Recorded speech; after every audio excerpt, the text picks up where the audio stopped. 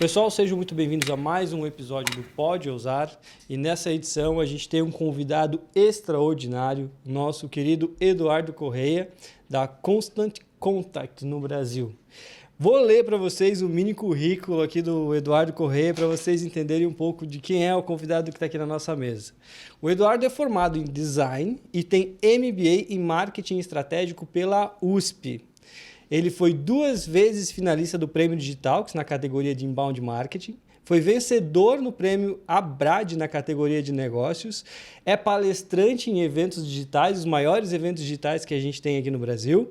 Entre os seus principais clientes, tem aí algumas contas bem pequenininhas, como a Huawei, a Fujitsu, o Canaltech, entre outras. E, atualmente, Eduardo é especialista em Account-Based Marketing, que é o tema do nosso podcast. Seja muito bem-vindo, Eduardo. Um prazer receber você aqui na nossa mesa. E para a gente começar, né, Gabriel? O que é ABM? O que é surgiu, né? esse Account-Based Marketing? Porque a gente fala coisas, siglas em inglês, nomes em inglês, já enrolamos a língua, mas é mais difícil de entender. O que diferencia? É patrocinar post? Não, nada a ver. É uma outra estratégia. Vamos lá. Explica um pouquinho pra gente. Primeiro, agradecer, obrigado aí pela apresentação, ousar. Então, um prazer estar aqui e compartilhar um pouco de conhecimento com vocês. Bom, eu acho que o Account-Based Marketing é uma estratégia, uma metodologia, é uma nova roupagem para estratégias que a gente já utilizava. Antes a gente falava de Inbound Marketing, Outbound, Content Marketing. E o Account-Based Marketing, ele utiliza dessas estratégias, só que ele dá um passo além, porque ele pensa em contas estratégicas. Eu acho que essa visão que a gente vai trabalhar aqui hoje vai mudar tudo. Até um tempo atrás, a gente falava geração de lead. Sim. Hoje, quando eu falo account, é por causa da conta. Então, Account-Based Marketing é um marketing baseado em contas, se você traduzir literalmente.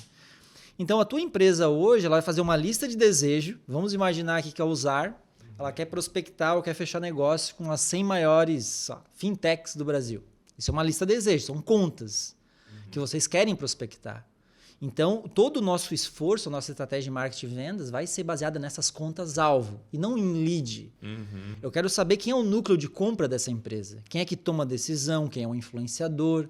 E eu vou fazer uma mensagem altamente personalizada para essas empresas, levando em consideração essas pessoas. Então, a pessoa que é da área de compras tem objetivos totalmente diferentes da pessoa que é o CTO, da pessoa que é o proprietário, dono da empresa. Então, quando a gente pensa de forma estratégica, a gente consegue então impactar essas pessoas por canais de LinkedIn, ligação, e-mail, enviando para elas uma mensagem altamente personalizada. Então, não é o volume, é a qualidade para a gente conseguir fechar com contas-alvo que sejam grandes contas. O Account-Based Marketing tem esse perfil que é o quê? Ao invés de eu fechar muitos mais contratos com ticket médio baixo, eu foco em grandes empresas, em grandes contas para gerar resultado para minha empresa. Sai daquele comum da geração massiva, né? Onde a gente assinou o contrato com você para gente fazer esse de ABM? Sim. Eu acho que assim, ela é uma metodologia que se vocês pegarem, né, a gente depois pode passar alguns links para o pessoal. As principais pesquisas, entre elas Demand Base, que são as principais soluções de ABM nos Estados Unidos, hoje 60% dos profissionais de marketing colocam o ABM como principal estratégia de geração de demanda esse ano e para o próximo ano. Então, ela é uma estratégia que ganha muito espaço nos Estados Unidos. Hoje no Brasil, a gente não via ninguém falando. Eu comecei a aplicar o ABM em 2017. E hoje eu fiz um mapeamento no LinkedIn, hoje já tem mais de 500 profissionais especializados em ABM e ABM no Brasil. É uma nova tendência, né? Exatamente.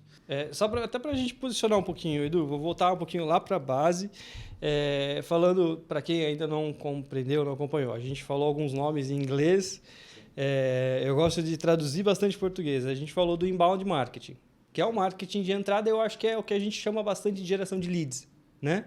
Fazer uma campanha, trazer bastante leads, patrocinado, ou gerar um conteúdo relevante que faça com que esses leads me conheçam, encontrem a minha empresa e eu tenho esse lead. Acho que poderíamos traduzir dessa forma, né? O Inbound Marketing ele utiliza... Marketing de entrada. O marketing de entrada ele usa de conteúdo, o marketing de conteúdo, através de mídias sociais, através do blog, os seus formatos de conteúdo são disponibilizados, as pessoas vão se interessar por esses materiais, e a partir disso, do teu site, tu consegue cadastros, leads, para poder conseguir alimentar o contato time dessa comercial, pessoa. né? E tentar alguma venda. E o outbound marketing aí é prospecção ativa. Exatamente. Né? Outra estratégia. Isso. É você ir atrás do teu cliente de forma ativa, seja ligação, enfim, atrás do teu contato. O ABM, eu poderia dizer que é um pouco dos dois mundos. Você gera um conteúdo altamente atrativo para conseguir o contato, mas não de todo mundo, mas somente daquela empresa específica que você quer que entre em contato contigo. Exatamente. Eu acho que chega num ponto importante, que é uma dúvida. O pessoal pergunta, mas qual é a diferença entre, vamos falar, o marketing baseado em contas, que é o account-based marketing, e o outbound, por exemplo? Sim. O outbound, né, que é a prospecção ativa, ele normalmente trabalha com um volume maior de prospecção e ele pensa no lead. Então, uma fórmula, por exemplo, hoje em dia está bem democrático, acho que muita gente já conhece ferramentas que extraem e-mail, ferramenta plugin do Google Chrome que vai lá no LinkedIn e extrai e-mail corporativo da pessoa. Dispara. Listas de CNPJ, KNAI, enfim. Tu consegue uma base de dados gigante hoje. Eu acho que isso todo mundo faz e eu acho que isso é bem popularizado, vamos dizer assim. Então você pega aquela base de dados, você separa, você coloca numa lista, você dispara e-mails baseado em pontos de dor daquela empresa, desafios, mas é sempre pensado numa volumetria grande e pensando no lead. Eu vou enviar direto para o dono da empresa, porque ele é o tomador de decisão. Então você separa lá 2.000, CNPJs, Santa Catarina, dispara o e-mail, não conseguiu por e-mail, liga, depois manda o WhatsApp e assim por diante. Então, a prospecção ativa, ela está pensando no lead, ela está pensando em volume. Por mais que ela tenha uma personalização, a personalização é primeiro nome da empresa, dores corriqueiras, né? Dores que aquela empresa enfrenta naquele segmento, naquela vertical. Só que isso hoje, muitas empresas fazem. A nossa caixa, eu estava falando com o Gabriel antes. Quantas pessoas estão prospectando a gente no LinkedIn? Quantas pessoas estão recebendo e-mail de fornecedores? Então, por que nem vê, né? Às vezes nem vê. Nem Quando a gente começou isso, 5, 6 anos atrás com o Evo, cara, era uma novidade. Talvez até um pouco mais de tempo. Tu mandava, 100 e-mails, tu tinha 20, 30 respostas, porque ninguém estava fazendo aquilo. A ideia, vou botar RE 2 pontos para simular uma resposta de e-mail. Nossa, que sensacional. Para extrair e-mails, enfim, conseguir mandar um monte de e-mail. Mas hoje em dia virou bagunça, né? Nem dá mais bola. Não, nem dá. Nem olha, nem lê. Não, porque aí vem o ponto, né? Que eu acho que saturaram os canais. Sim. Então, assim, a partir do momento que você tem uma metodologia, tá? Uma metodologia que todos seguem aquele playbook, né? Aquele passo a passo, aquele framework de negócio. Então, todo mundo está fazendo assim, que é o quê? Eu vou pegar uma base de dados, eu vou ter um template de e-mail, aí vai ter vários cursos, templates, eu vou seguir aquele copy, né? Aquela ideia de conteúdo, e eu vou disparar 3 e-mails, a cada 2 dias, aí depois eu vou fazer uma ligação, vai ter um script padronizado. Então, só que essa barreira de entrada disso é muito baixa, porque todo mundo tem acesso a isso. Então, como uma pessoa, um tomador de decisão de uma grande empresa, seja um CTO, um CEO, por que ele vai oferecer 30 minutos do tempo deles para conversar com o fornecedor? Você tem que ser altamente relevante. E para ser altamente relevante, tem que ter proposta de valor e tu tem que ter personalização. Por isso, ele vai achar, poxa, interessante essa mensagem que eu recebi. Vale a pena esse contato. Então, é assim que a gente consegue ter altas taxas de conversão. A gente vai falar um pouquinho sobre isso, mas hoje a gente chama de sales play, né, que são as campanhas de ABM. A gente tem, às vezes, 40% de conversão. 75% de abertura em e-mail. Isso é surreal. Só que, para isso, se usa muito de criatividade, personalização. Eu posso dar uns exemplos depois, quando a gente chegar mais no tema. Como é uma campanha, eu vou dar exemplos mais práticos aqui até para elucidar. A gente não tem aqui o apoio visual, mas eu vou tentar compartilhar na TV. Se tu quiser me mandar algum material, eu consigo compartilhar. Ou se você quiser compartilhar materiais de apoio, tela, eu acho que para ficar bem rico eu posso passar algumas telas depois para a gente compartilhar e deixar mais didático. Eu tenho esse material. Então, assim, voltando à tua pergunta, eu acho que o marketing baseado em contas, ele vai usar de várias metodologias, porque o inbound marketing usa do marketing de conteúdo, a gente vai usar muito de conteúdo aqui. Ele usa da prospecção ativa por quê? Porque não é receptivo.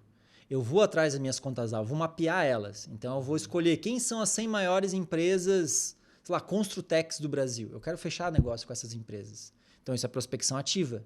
Então, eu vou atrás dessas empresas. Então, o marketing baseado em contas, ele tem essa característica de usar, né, essas roupagens de outras estratégias. E tem 4 pilares aí, eu acho que eu posso explicar, que vai ficar bem claro para o pessoal, para a gente entrar bem no conceito antes de ir para a prática, né? Por exemplo, uma coisa diferente de outras metodologias é que o marketing, ele apoia vendas. O marketing e vendas estão extremamente alinhados. Então, assim, imagina que eu vou prospectar, vou falar um bench de mercado, o Itaú, por exemplo, um banco, o Itaú. Se eu vou prospectar o Itaú, o que eu vou fazer? Eu vou sentar com o time de marketing, falar o seguinte, tá, a gente tem algum material de algum banco que a gente já atendeu? Tem algum estudo? Tem alguma tendência de mercado para esse modelo de negócio? Então, o marketing vai me ajudar a montar esse case para eu chegar, por exemplo, para o CTO do Itaú, se eu quero vender um projeto para ele, e eu vou apresentar um case para ele que faça sentido. Mas quem é que vai fazer esse material? Não é vendas, é marketing. Vou dar outro exemplo. Está em fechamento lá o Itaú no funil de vendas e não está avançando. O que a gente pode fazer para retomar e reengajar esse contato? Senta com o time de marketing, monta uma estratégia. Vamos mandar um café para o CTO, vamos chamar ele para um bate-papo, a gente vai participar de um evento lá em São Paulo, vamos convidar ele, dar um ingresso para ele, vamos se aproximar desse relacionamento de novo. O que o marketing precisa fazer para ajudar a vendas a avançar essa oportunidade? Porque esse é um vilão do B2B, né? Quando a gente fala aqui em Account-Based Marketing, está falando em B2B, vender para grandes empresas. O que é o vilão? Um monte de empresa com um monte de oportunidades no pipeline, no funil de vendas, e não consegue avançar. Por que não consegue avançar? Porque não gerou valor, né? Não gera valor o follow-up. E aí, quando é que a gente vai fechar o vendedor?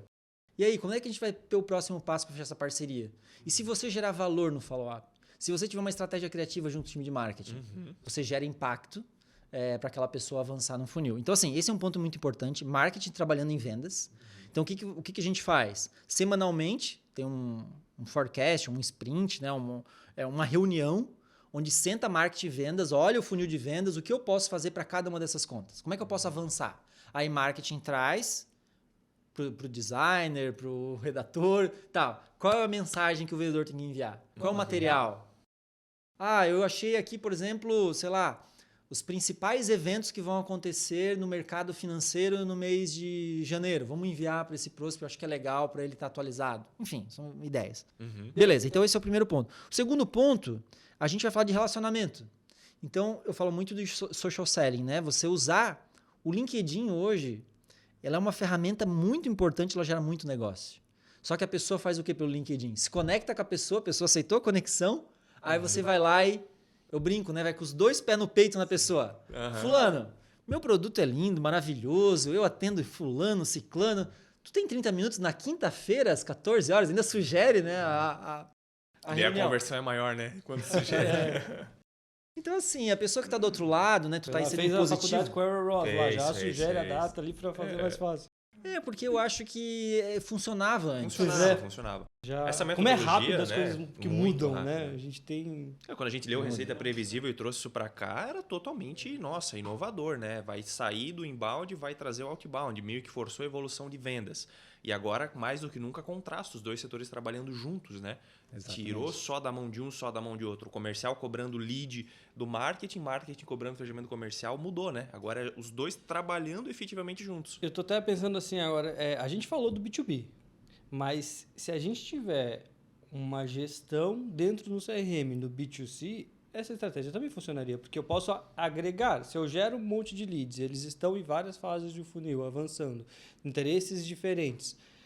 Também existe essa reunião de gerar um valor, o que eu faço para avançar essas pessoas talvez no funil? Por interesses, que hoje né? Não é feito, não pensa, ninguém tá olhando talvez para isso também. Talvez essa estratégia do B2B poderia ser aproveitada de alguma outra forma, né?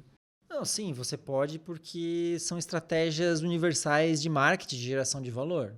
Só que para isso tem que estar tudo organizado. Tem que ter os leads no funil, tem que saber onde eles estão, em que fase do funil, qual é a tag, qual é o interesse, por onde veio. Categorizar por tag, né? Por exemplo, clínica de estética, lá eu tenho aquele público interessado em depilação, que é mulher de 25 a 35 anos. Tem vários lá parados no funil que não fecharam. Né?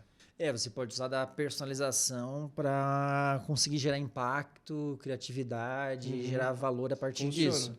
E voltando, desculpa, para o B2B, né, que é o nosso alvo. Né? Enfim, extremamente interessante. Semanalmente, então, conversa, alinhamento, geração de conteúdos e para fazer esses leads avançarem, né? Isso. E aí, da parte eu estava comentando do LinkedIn, você pode gerar conteúdo a partir do LinkedIn.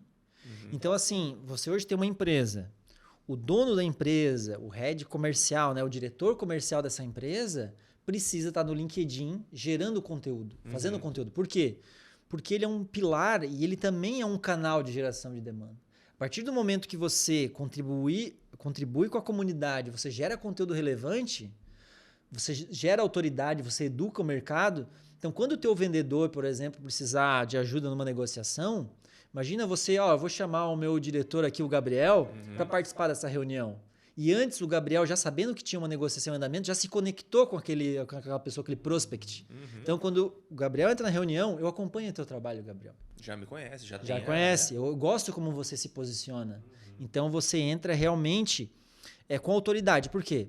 Uma coisa é o discurso. Uma coisa é o Gabriel falar, por exemplo, dando um exemplo aqui. Falar, por exemplo, que ele gosta de estratégias de social selling, mas ele não faz. Agora, se ele faz, ele tem muito mais autoridade, ele tem uma autonomia. Isso vai legitimar o discurso dele. Porque o prospect está do outro lado, não, realmente, ele se posiciona bem. Ele sabe o que ele fala, eu acompanho o conteúdo dele. Então, isso tudo cria uma legitimidade que muitas vezes na área comercial, nossa taxa de conversão abaixa, mas a gente não entende isso. Vem até um papel de treinar essa equipe de vendas para utilizar o LinkedIn, né? Porque a gente mesmo aqui... É verdade. Casa e Ferreiro Espeto de Pau era aqui o nosso caso. Hoje a gente está muito forte no digital. Mas o LinkedIn não estamos no LinkedIn. Não.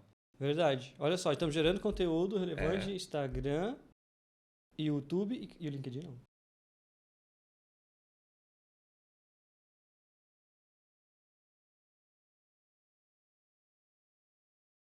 É que tem uma questão aí, tá? É legal isso que vocês falaram. Vamos lá. Minha visão, né? Vamos entrar nessa parte de social selling aí, né? Tem mais um pilar depois que eu vou explicar, mas assim. Tá, a meta, beleza, tem as principais onde você vai ter mais audiência. Tem muito público, mas ele não é o público altamente qualificado, não é a audiência que você precisa vender, que vai comprar o teu produto. Pode fazer o teste. Quantas pessoas você alcança e quantas realmente levantam a mão e vêm fechar negócio com você que estão lá no Instagram? É pouco. E agora imagina, não é tão qualificado, né? Lead bem, com faturamento baixo, não é o que a gente quer. Exato, porque o inventário da meta não tem... Olha só, quando você vai pegar um inventário, um público, qual é a mídia social que te dá o cargo da pessoa, onde ela trabalha, quantos anos ela trabalha? Então, o LinkedIn dá todas as informações. Sim. Então, quando tu vai disponibilizar o teu conteúdo, hoje em dia existem ferramentas de automação. Eu uso essas ferramentas. Tu tem o público que te segue de forma orgânica e você pode mapear através de ferramentas do LinkedIn, você se conectar, sei lá, as 100 maiores empresas de fintech no Brasil. Eu quero me conectar com o CTO dessas empresas. Tu consegue mapear isso. Sabe, numa tarde, um LDR, uma pessoa específica, pode levantar essa base de dados, tu pode automatizar ou tu pode prospectar, tu tem acesso a essas pessoas. Mas qual que é o X da questão? É tu ser relevante para essas pessoas. Então, tu vai entrar em contato com um CTO, ele aceita a tua conexão, tu tem que criar um relacionamento com ele. Olha, eu estava fazendo aqui uma postagem e eu acho que seria legal compartilhar esse artigo contigo, porque eu vi que tu já trabalha há 7 anos aí na empresa. Também a gente já trabalhou com um outro profissional que passou pelos mesmos desafios e quero compartilhar contigo. Daqui 2 meses, eu vou lá no evento em São Paulo, tu vai estar lá também, eu vi que tu publicou uma postagem na tua timeline, eu vou estar lá no evento, vamos se encontrar? Ou seja, tu está criando um relacionamento. Não é a curto prazo, mas se você trabalhar, né, de forma frequente, 6 meses, 1 ano, você começa a criar um pipeline, um funil, e você começa a ter relacionamento com essas pessoas. Então, e essa pessoa tem network, ela pode te indicar. Por quê? Porque tu está no meio dos profissionais que compram o teu produto. Não é um Insta que tu vai ter, sei lá, 50 mil seguidores. Às vezes, 2 mil seguidores do LinkedIn que está conectado geram muito mais valor, né? E o LinkedIn hoje, organicamente, ele entrega, né?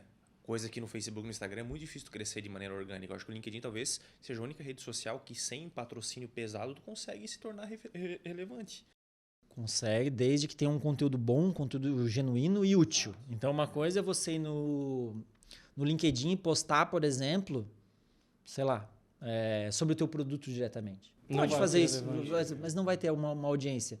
Agora, se você publicar um conteúdo útil que vai ajudar as pessoas, vai ajudar aquela persona, né, aquele prospect, isso é muito importante. Uma coisa que a gente faz muito é o seguinte, imagina que a gente vai agora, a gente sentou aqui e vai colocar uma estratégia para usar. Nós queremos fechar com as principais clínicas estéticas do Brasil. Qual seria o posicionamento do LinkedIn? A gente já começaria, todos da Usar que estão envolvidos no processo de venda desse projeto, começa a publicar um artigo no LinkedIn falando qual é o futuro do marketing das clínicas estéticas, posta um case. Aí quando a gente se conecta com a pessoa no LinkedIn, ela aceita a conexão, ela vai lá olhar o perfil, pensa, poxa, esse da Usar, pô, que interessante, coincidência. Ele trabalha no mesmo segmento que eu e postou, sabe? Nada é por acaso. Você tem uma estratégia por trás. Conspirando para me aproximar dessa empresa. Exatamente. Mas aí que entra a união do inbound com o outbound, né? Eu gerar um conteúdo relevante, Exatamente. mas procurar a pessoa para acessar aquele conteúdo. Porque hoje em dia, só deixar o conteúdo no orgânico, esperar ranquear um blog post, putz, cara, vai... Tem que ir atrás. Não, tem que ir atrás. Tem que ir vai atrás. apodrecer ali, né? E envolver também a equipe comercial. Isso é um ponto que eu acho fundamental. Porque, cara, a gente pega, por exemplo, aqui na nossa região, as grandes indústrias. Nessas grandes indústrias, quanto dos representantes, dos vendedores estão fortes no LinkedIn? Uma pequena minoria. Estão indo agora pro Facebook e pro Instagram, coisa que já deveria ter ido 5, 6 anos atrás. A nós mesmos aqui, né? Não, nós mesmos, como empresários, a gente também não tá. Tem um caso de um empresário que faz um trabalho muito bom, que é o da Bold em Jaraguá, né? Tá gerando bastante conteúdo no LinkedIn, compartilhando bastante conteúdo relevante, interessante. Mas quantos estão fazendo isso? Muito Não é verdade? Sim. Eu acho que existe um espaço, assim, para donos de empresa, com certeza. Eu brinco lá, o Eduardo Correia no LinkedIn, ele é um produto da minha empresa, que é o SaaS Pro. Ele gera demanda. Os meus S10, meus pré-vendedores têm acesso ao login e senha do meu usuário. Eles usam para prospectar, eles usam essa força comercial. Por quê? Porque tem autoridade, porque, enfim, eu sou o rosto, né, da empresa e eu gero conteúdo para isso, para gerar negócio para minha empresa. Então é diferente do Edu se posicionando, sei lá, de forma pessoal no Insta ou outra mídia social. Tu pegou essa visão de criar realmente um produto com a Com a minha marca pessoal, isso gera negócios para minha empresa e isso me ajuda a aumentar a taxa de conversão também.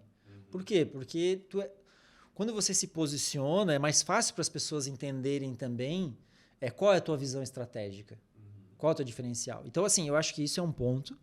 E os vendedores hoje no Brasil também, eles acabam deixando de lado essa parte que é muito importante. Sim. Às vezes o vendedor está numa negociação e aí conversa, tem lá na mesa hoje por videoconferência, tem lá 4 pessoas, tá ali o teu núcleo de compras.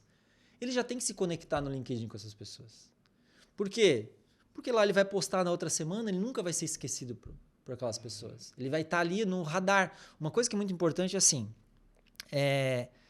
existe uma pesquisa, são métodos que utilizam, que é a pirâmide de Chat Holmes, né? Que é o seguinte, é uma pirâmide no B2B, 3% das empresas querem trocar de fornecedor, 7% estão abertas a ouvir, os outros 90% não querem trocar de fornecedor ou te ouvir. Então, o que acontece? Acho que no mercado de agência deve ser maior, cara. No mercado de agência, 90% quer trocar. Todo mundo quer trocar. Eu acho que é bem isso mesmo. 90%. Mas a gente Sim, sabe que no B2B mas tem o contrato. Mas, por exemplo, esse exemplo que deu. Tá insatisfeito, mas ele vai falar o seguinte, olha, tudo bem, eu estou insatisfeito, mas meu contrato com a agência vai até setembro. É isso, entende? Assim, essa estratégia para agências ou para profissionais de marketing vai ter uma conversão ainda melhor. Com esse Sim. Isso é uma média, né? Isso é um estudo bem famoso. Beleza. Então, tendo isso, o que acontece? Às vezes você vai agendar uma reunião com uma empresa e ela não vai estar no processo de decisão. Ainda. Só que daqui 6 meses vai entrar uma concorrência. Será que ela vai lembrar da Usar? Não vai. Se tu não tiver presente ali gerando conteúdo. Não vai mesmo. E esse é o ponto, porque às vezes está no perfil de alguns vendedores ser muito imediatista. Liguei hoje. Cara, amanhã ele tem que fechar comigo. Faço 2, 3 follow-ups, não fechou, descarto do CRM. Levo pro pessoal, esse cara não quer comprar de mim, então não compra mais. E eu acho que essa visão da ABM é muito mais longo prazo, né? Porque negociação B2B é valor agregado alto, né? Então, eu acho que aí entra muito também a estratégia digital de automação, né?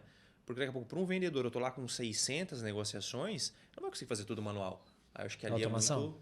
É automação, é a jornada. Qual que foi o motivo de perda? Não é o momento ideal de contratar um novo fornecedor, fechou com um concorrente.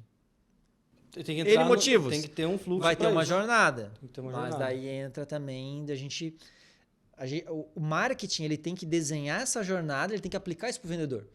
Tá? Porque entrando em CRM, por exemplo, né? Fluxo, follow-up. Uma coisa é tu dar na mão um CRM para um vendedor e só fazer microgerenciamento. Por isso que ninguém adere tanto ao CRM.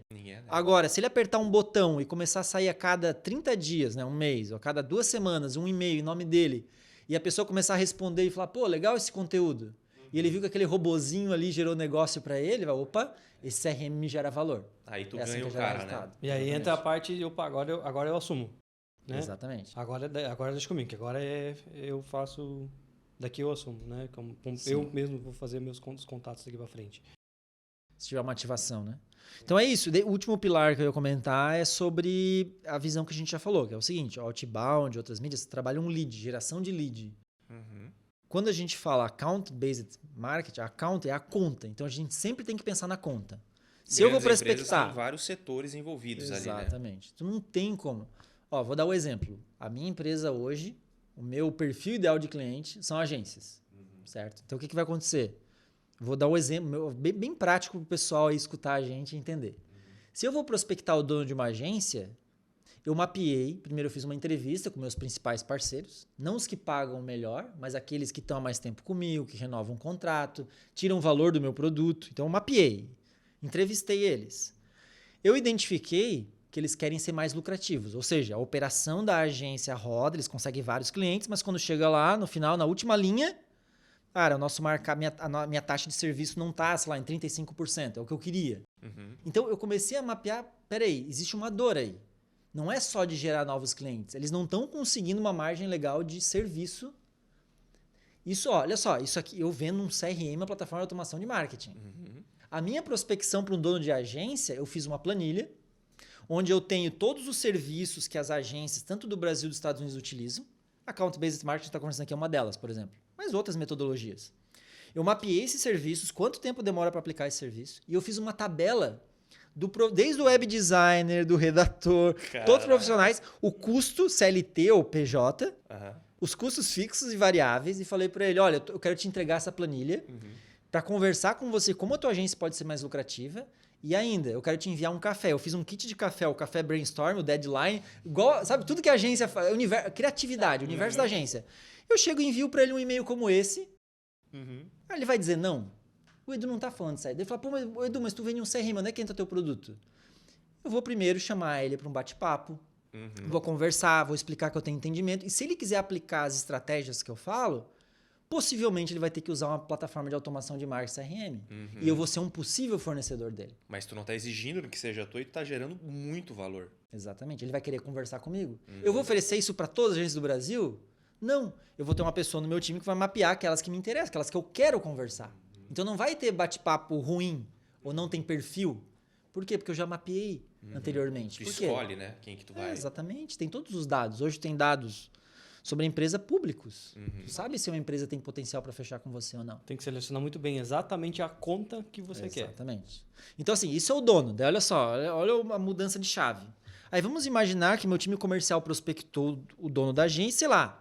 O cara estava num evento muito ocupado, ele não respondeu os e-mails, ele não atendeu ligação, não consegui. O que o outbound de uma empresa normal faria? Venda perdida. A gente não faz isso. Tem interesse. É porque tem que ter um fim no outbound, né? Tem que ter um fim. Ou ganha ou perdido. Exatamente. Na metodologia, tu tem que ter isso. Não, isso só vai no dono. Ou então ele faz o seguinte, que é pior, ele não conecta no CRM dele, vai na outra pessoa da agência, ou na lista de inbound, sei lá, na lista de CRM. Aí ele vai lá, ele abre uma outra OP que não tem mais relação nenhuma com o dono, ele manda o mesmo e-mail. Cara, a taxa de conversão é baixíssima. Então, o que é? Dando um exemplo nosso lá. Então, eu vou na analista de CRM. A gente foi lá e conversou. Cara, tu trabalha numa agência, qual que é o teu objetivo? Eu quero crescer profissionalmente, eu quero gerar resultado, eu quero ser valorizado. O que a gente faz? A gente vai mandar uma planilha para ele falar de precificação e lucratividade? Já não pode ser a mesma coisa. A gente fez uma parceria com uma empresa de São Paulo, de curso de marketing digital. A gente fez uma parceria para certificar eles na nossa ferramenta. A gente oferece um curso pago, presencial, para quem está em São Paulo, online para quem não está lá, oferecendo para esse profissional a certificação. Por quê? Porque o dia que ele soubesse ser certificado na minha ferramenta, ele pode trabalhar naquela agência, ou depois, pela rotatividade, ele pode ir para outra agência. Ele fala, eu sou certificado na Constant. E ele pode ser um influenciador de falar para o dono da agência, olha, vamos testar essa plataforma. Porque lá na Total. outra dava certo, já tinha Exatamente. funcionava. Eu já sou certificado, eu sei mexer nessa plataforma. Então, assim, são estratégias que a gente está pensando de forma inteligente. E a gente está gerando um conteúdo útil e relevante para aquelas pessoas. Então, a taxa de conversão lá é altíssima. Uhum. Claro que tu não pode, às vezes, escalar muito isso, que se torna caro, mas estrategicamente o resultado vai ser muito alto. Não, porque o que você falou nessa prospecção me converteria na hora. Eu responderia o e-mail, aceitaria com certeza o café e, cara, com certeza teria esse contato, porque tu tá gerando muito no valor, pitch né? de elevador aqui do início do episódio, eu já queria assinar contrato. Cadê um dia assim?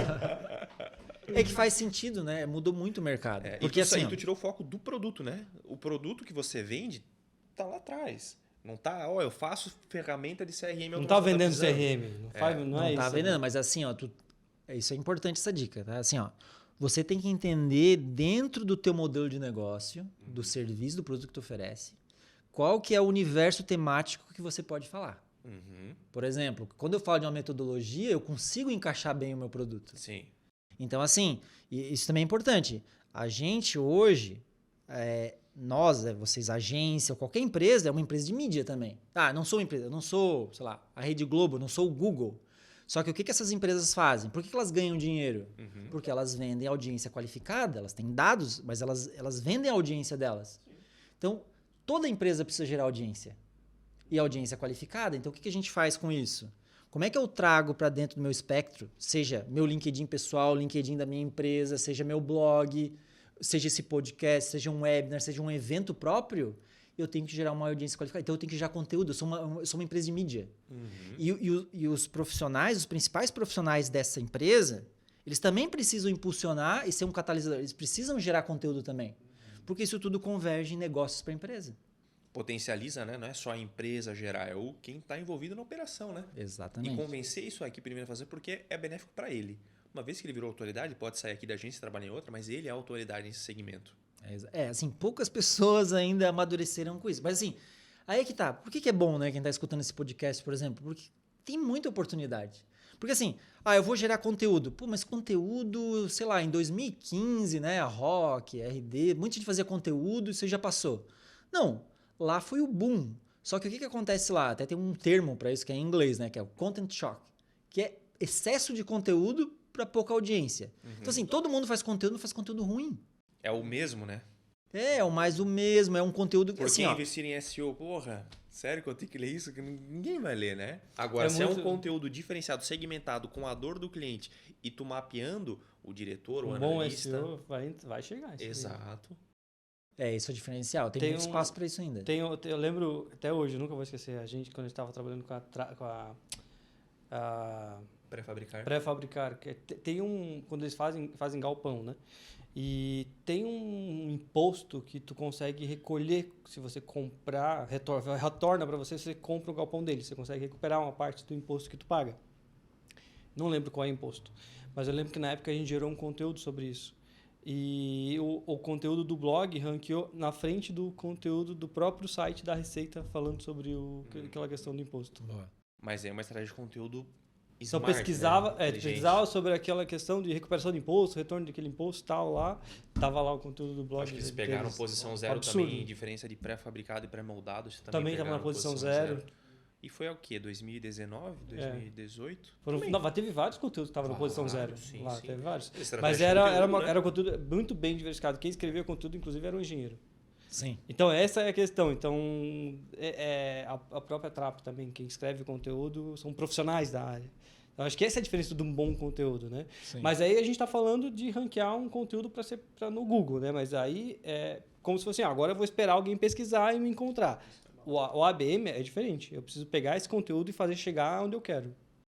Exatamente. Pode pegar esse conteúdo, por exemplo, e prospectar uma pessoa dando como referência. Olha, a gente está na primeira posição no Google, porque o nosso conteúdo é muito relevante. Queria compartilhar contigo também esse artigo, pegar um feedback se faz sentido esse artigo para você. Entende?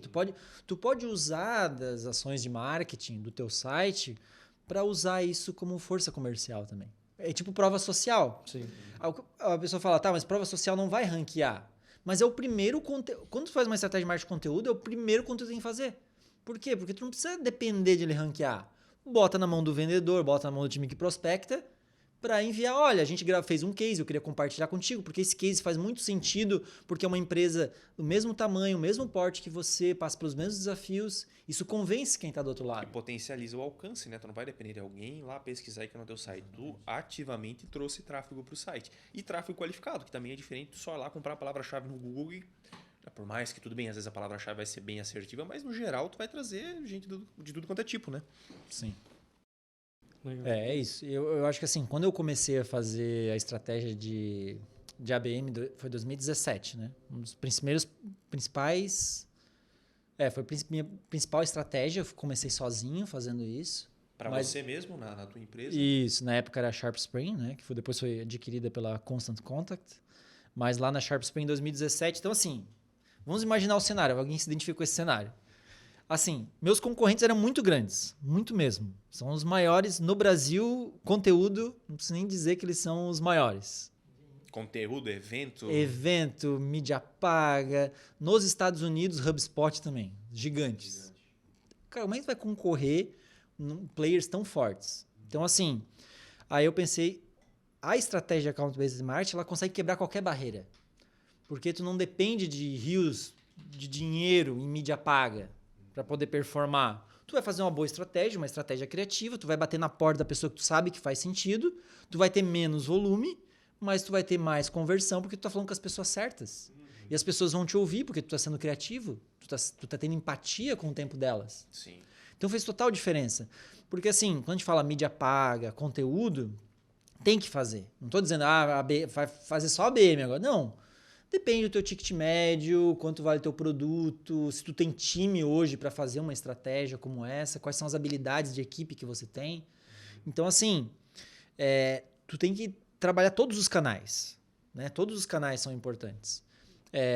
E lá na minha empresa fez muito sentido isso. Hoje em dia, 1/4 da minha geração de demanda, que é 23%, 24%, vem de Account-Based Marketing. Então, imagina, 1/4 da minha operação de demonstrações do meu produto vem dessa estratégia.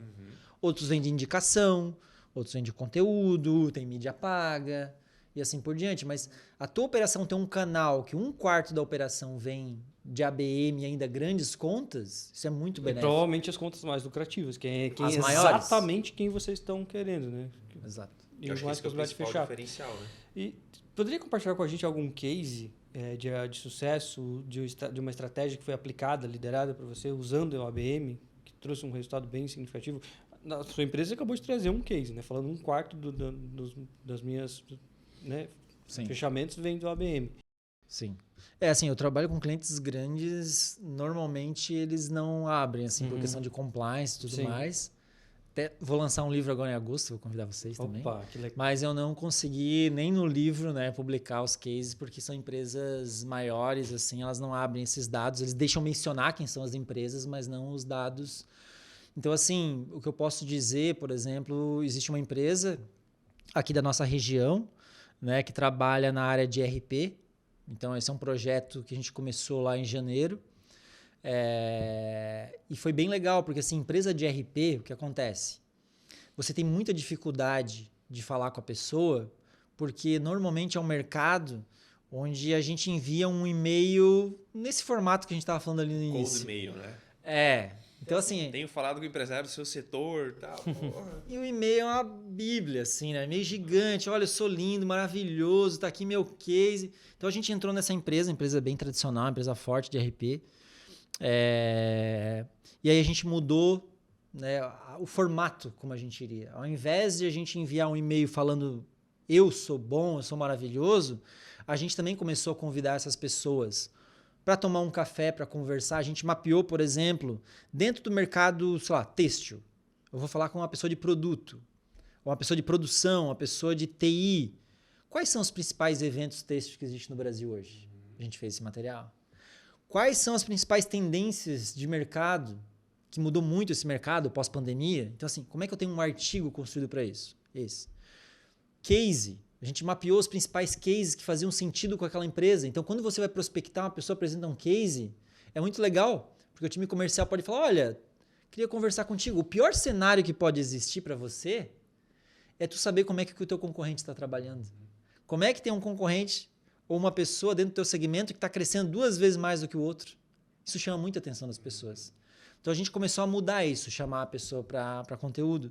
Uma outra estratégia que a gente faz bastante também é a pessoa que é interessada muito em podcast, como a gente está fazendo aqui, por exemplo.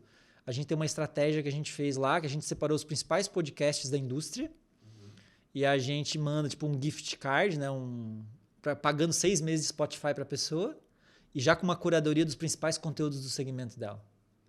Então, assim, cara, isso tem muito engajamento. Então, assim, a gente conseguiu um número 4 ou 5 vezes maior em ABM do que a mídia paga tradicional.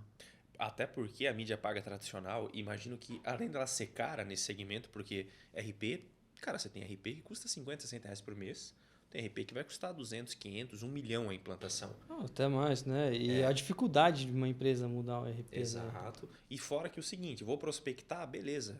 Todo mundo está prospectando as grandes contas. Então, se tu não tem essa inteligência de fazer um ABM bem qualificado, cara, dificilmente vai dar certo. Não tem dinheiro no digital que adiante, porque tu vai só injetar recurso, tu vai esgotar teus cliques. É difícil segmentar, pelo menos em Google, né? Muito difícil segmentar, pegar RP só, ticket médio alto.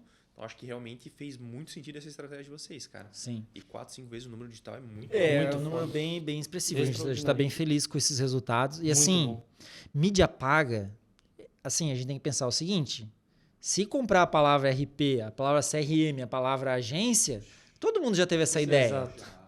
E assim, imagina o meu mercado, CRM, Salesforce, HubSpot.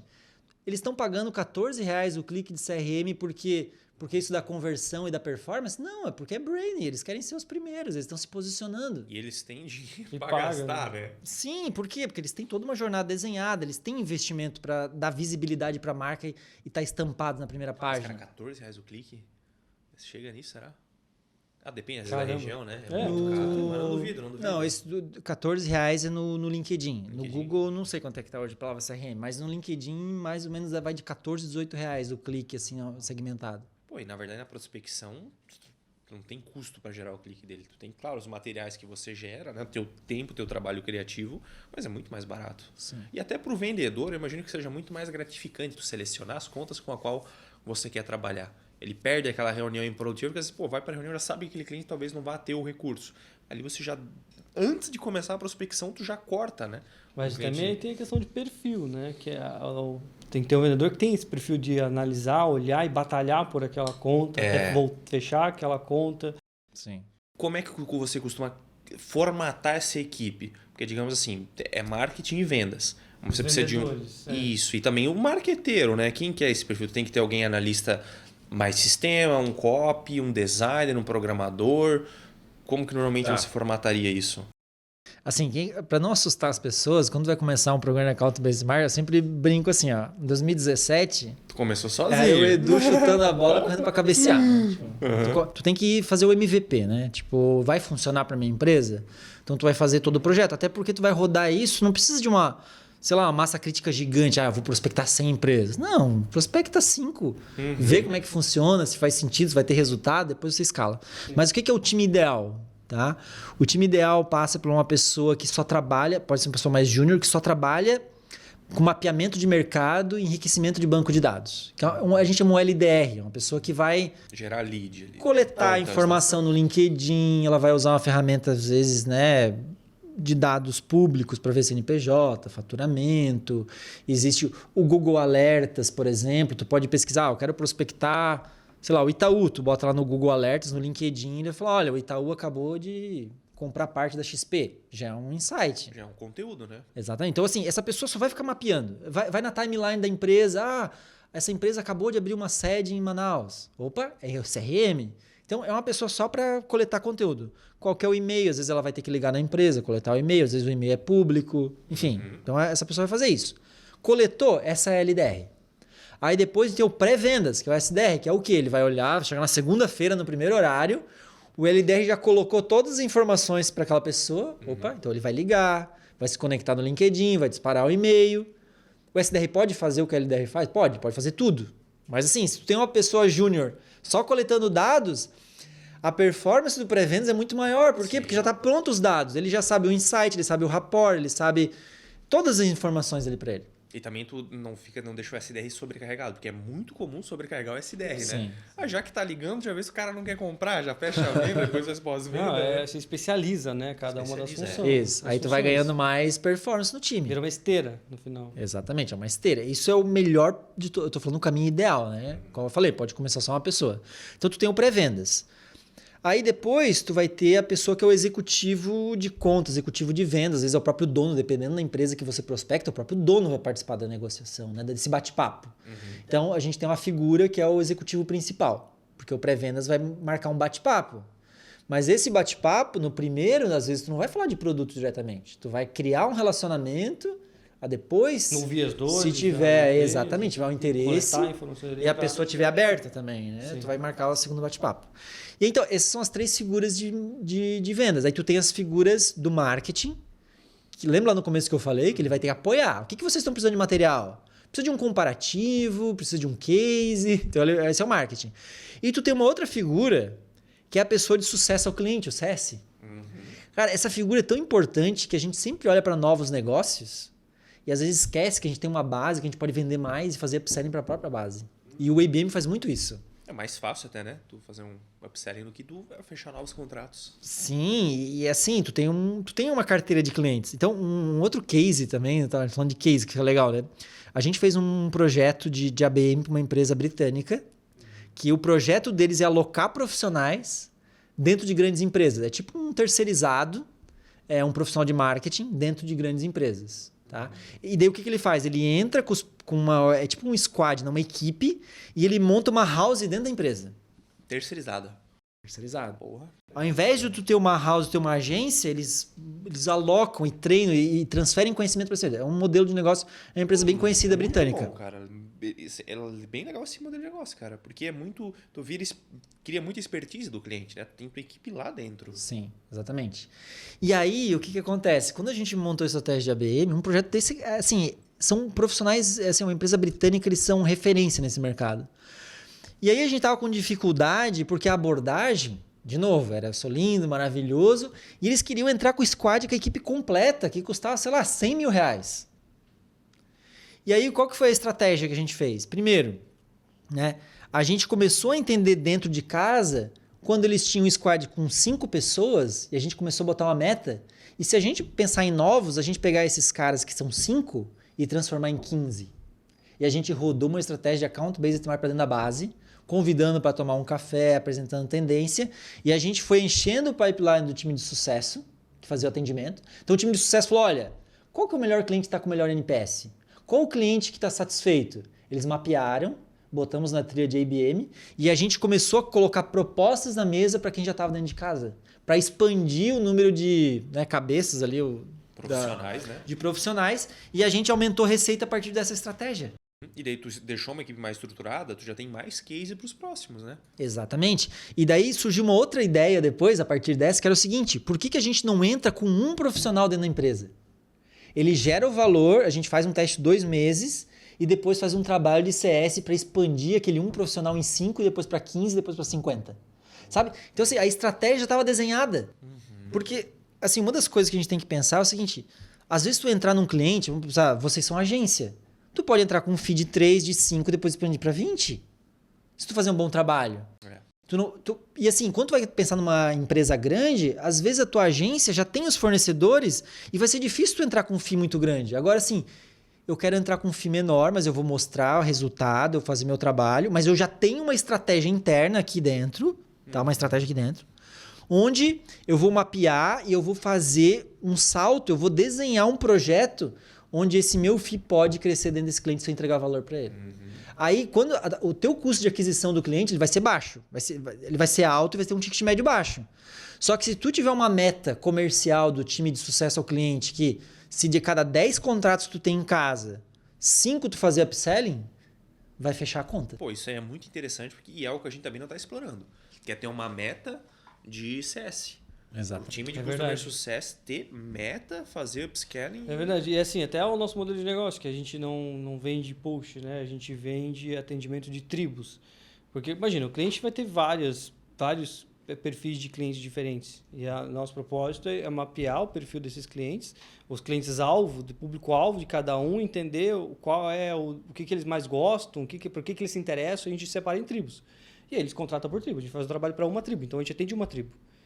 Às vezes a gente só consegue entrar com uma tribo, mas às vezes o cliente tem 10 tribos que dá para ser atendidas, né? E aí, a partir daí, expandir o trabalho. Sim. Mas aí parte do CS. Do CS. Conseguir Mas ter esse resultado. isso. E assim, não é o CS pegar o telefone, vamos fazer upsell, ligar e falar, e aí, eu quero te apresentar um produto novo aqui da Ozar. Não é isso, entendeu? É isso que as pessoas fazem.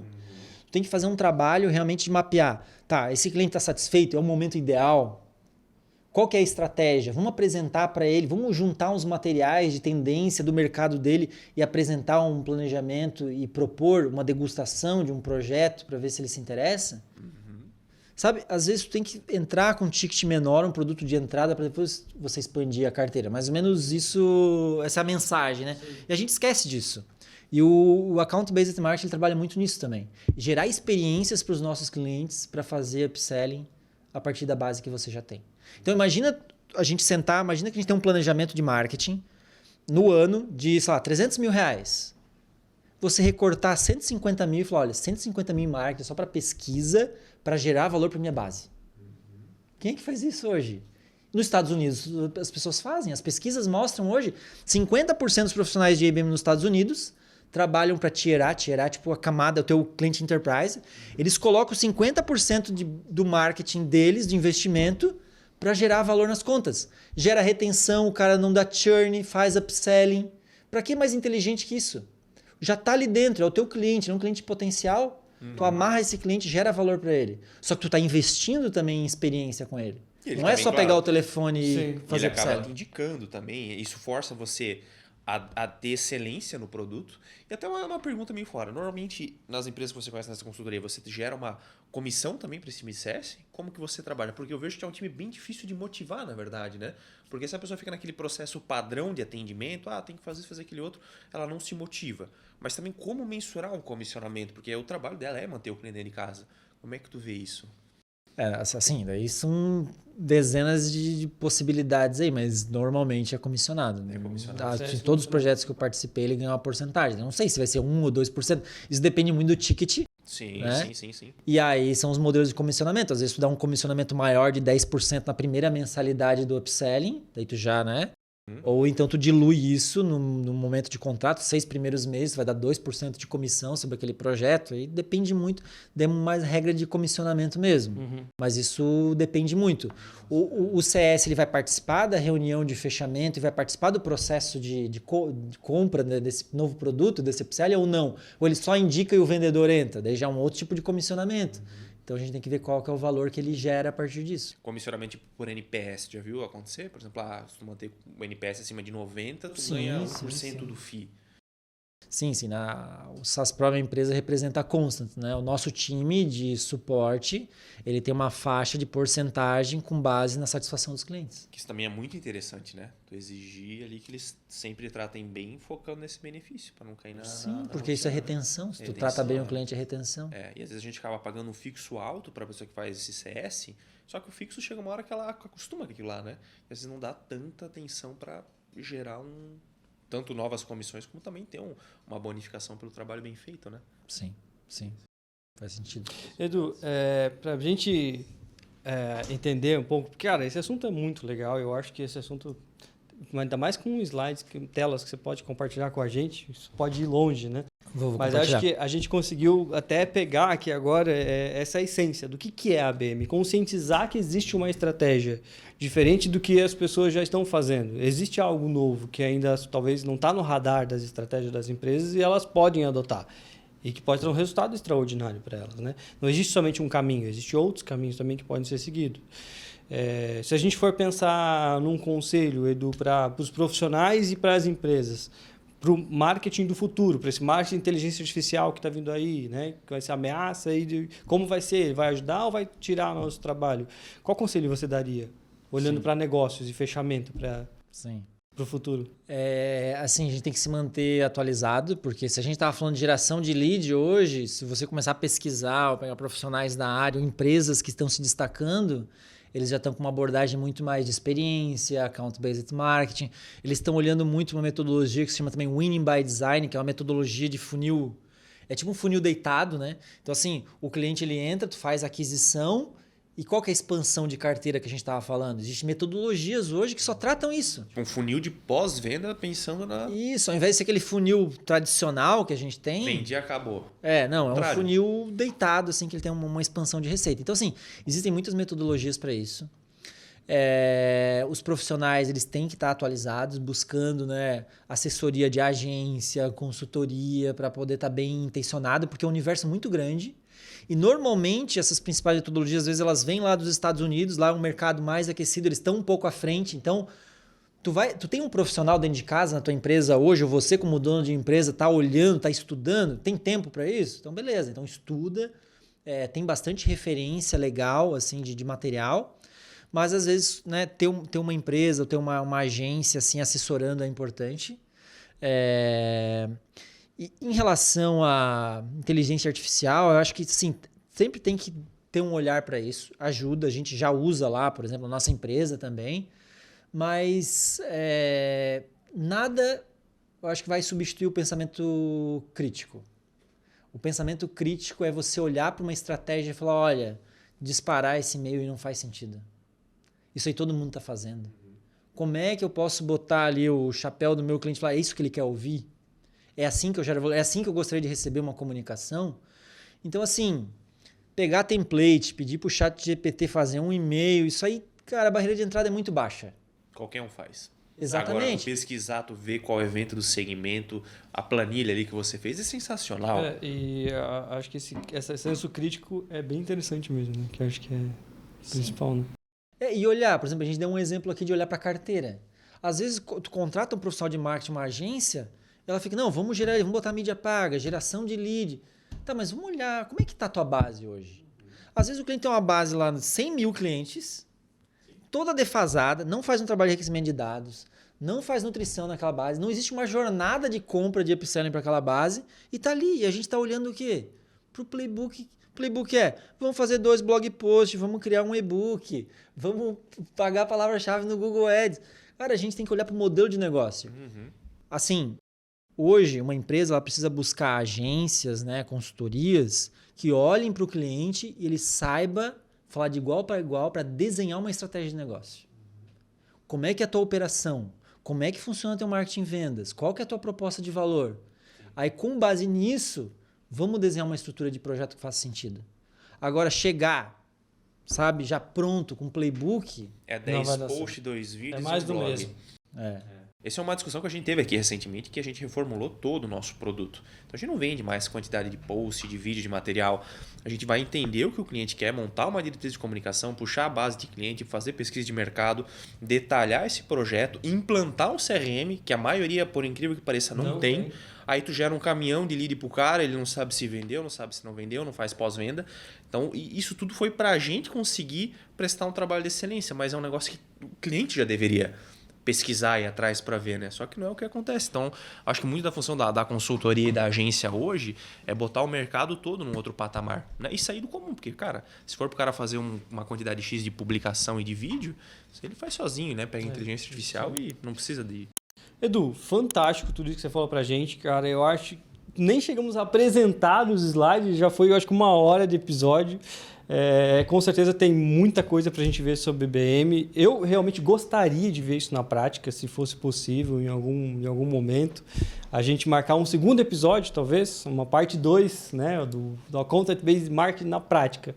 Porque acho que levantamos muitos insights, acho que a gente ficou bem empolgado. Quem assistir esse episódio vai ficar muito empolgado com as possibilidades que se abrem com essa estratégia. Mas tenho certeza que muita gente vai ficar assim, né? E na prática? O que faz? Como é que faz? Qual que é a jornada? Como é que funciona? Por onde começa? Cara, será que a gente poderia marcar talvez um segundo episódio? Sim, pra com gente certeza. Falar da prática? A gente pode deixar aqui já alguns slides de apoio visual para as pessoas entenderem um pouco mais, pesquisarem também. Mas a gente pode fazer um segundo explicando também esse material visual para as pessoas se aprofundarem, porque sempre que tem ali o visual é mais palpável, né? A pessoa entende mais como é que funciona a estratégia. É um assunto novo, um assunto curioso. e a gente pode fazer algo um pouco mais didático. Acho que seria bem legal. Até mais técnico, né? Pegar as pessoas que realmente estão interessadas em começar a implantar isso e Sem dar dúvida. o direcionamento. Edu, a gente sempre também, todo final do episódio, a gente tem uma máxima, né? Que a gente sempre pede para quem está participando deixar o café pago para o próximo. Que seria fazer um convite para alguém que possa vir participar aqui também, gravar um episódio, alguém que está fazendo um trabalho muito foda, muito legal. Eu queria ouvir de você, cara. Quem você convidaria para vir gravar aqui com a gente um episódio do nosso Pode Usar? Legal. Ó, vou fazer uma sugestão para vocês para a gente conseguir resolver 2 questões aí que eu acho que vai ser bem legal. Trazer um cliente que aplicou um programa de Account-Based Marketing, de um profissional que atuou na parte de marketing, e a gente poderia ilustrar aqui o pessoal junto com esses slides, a parte visual e mostrar a parte de conceito, e trazer a visão do cliente que aplicou e quais foram os desafios. Porque assim, uma coisa é a teoria, a gente Sim. aplicando aqui. Tá, mas e o cliente no dia a dia? Precisou contratar mais gente? O pessoal que ele já tinha dentro de casa, ele conseguiu treinar para aplicar essa metodologia? Deu resultado? Não deu? Desafio, exatamente. Então, acho que seria bem legal. Poderia ajudar vocês também na participação e a gente conseguir trazer esse profissional aqui para a gente fazer essa segunda parte e ter já também uma prova social, vamos dizer Que assim, legal. de alguém aplicando na prática e funcionando essa estratégia. Sem dúvida, seria uma parte 2 extraordinária, não teria como ser melhor. Então é isso, fica o convite, vamos aguardar a seleção aí de quem vai ser o convidado da vez, do seu cliente, né? Legal. E aí vamos ver na prática como que funciona a aplicação do ABM. Mais uma vez, muito obrigado pela tua participação, Eduardo. Com certeza trouxe conhecimento enriquecedor. Tenho certeza que a cabeça de muita gente está fritando depois de assistir esse episódio, querendo saber como eu faço para implementar, e agora, o próximo passo. Vai ficar ansioso para aguardar essa parte 2 do nosso episódio. Legal. Também agradeço, obrigado aí quem nos escutou. Estou ansioso aí para a gente fazer a parte 2. Obrigado. Com certeza. Obrigado pela audiência e até o nosso Pessoal. próximo episódio.